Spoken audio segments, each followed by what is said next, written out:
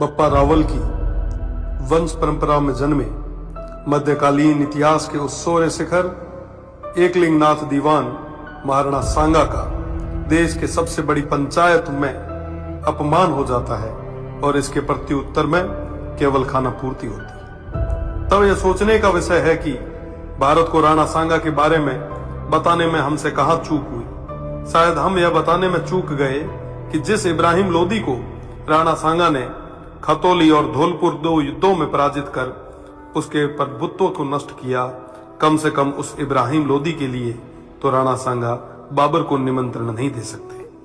1519 में गागरोन के युद्ध में मालवा के सुल्तान महमूद खिलजी को 3 माह बंदी बनाने वाले, ईडर के युद्ध में गुजरात के मोहम्मद शाह की सेना को पराजित करने वाले, दिल्ली, मालवा और गुजरात की संयुक्त सल्तनतों को हराने वाले तत्कालीन भारत के शक्तिशाली शासक राणा सांगा को कहां जरूरत है किसी विदेशी को आमंत्रित करके सहायता लेने की।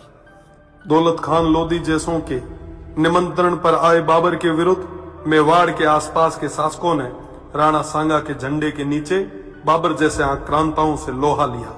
जिस राणा सांगा के साथ आमेर से पृथ्वीराज जी कछवाहा, बीकानेर से कल्याणमल जी, जोधपुर से मालदेव जी, मेड़ता से मीराबाई जी के पिताजी रतन सिंह जी व वीरमदेव जी, ईडर से भारमल जी, बूंदी से नरबत जी हाड़ा, सिरोही से अखेराज जी देवड़ा, सादड़ी से झाला अजय जी, चंदेरी से मदीनी राय प्रतिहार जी, हसन खान मेवाती सहित आसपास के सभी सरदारों का सहयोग हो, उन महाराणा सांगा को किसी विदेशी की सहायता की आवश्यकता नहीं।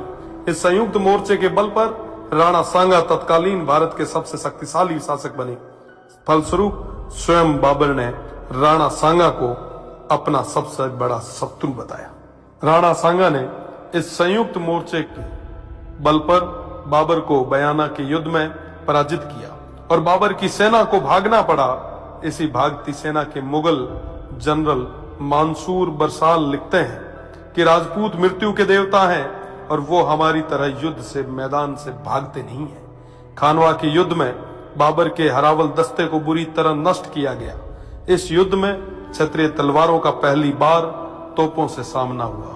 उन तोपों को नष्ट करने के लिए वीरों ने अपने सिर तोपों में देके उन्हें नष्ट किया। आज भी यह खानवा गांव महाराणा सांगा के नेतृत्व में इन देशभक्त सूरवीरों के राष्ट्र व धर्म की रक्षा विदेशी आक्रांताओं बाबर और उनकी सेना से युद्ध करते हुए प्राणोत्सर्ग करने का साक्षी है। राणा सांगा न केवल